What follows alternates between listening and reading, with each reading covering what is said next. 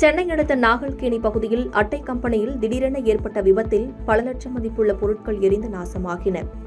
சென்னை அடுத்த பம்மல் நாகல்கேணி அப்துல் கலாம் தெருவில் கார்த்திக் என்பவர் அட்டை தயாரிக்கும் கம்பெனி நடத்தி வருகிறார்.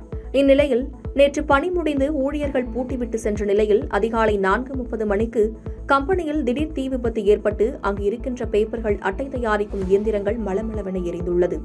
தகவல் அறிந்து வந்த தீயணைப்பு படையினர் சுமார் 5 மணி நேரம் போராடி தீயை அணைத்தனர். இந்த தீ விபத்தில் பல லட்சம் மதிப்புள்ள பொருட்கள் எரிந்து சேதமடைந்தன.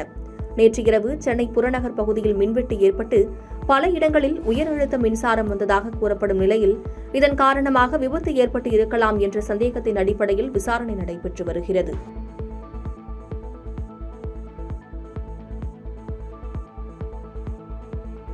பாதகம் செய்பவரை கண்டால் நாம் பயங்கொள்ளலாகாது பாப்பா, மோதி மிதித்து விடு பாப்பா, அவர் முகத்தில் உமிழ்ந்து விடு பாப்பா.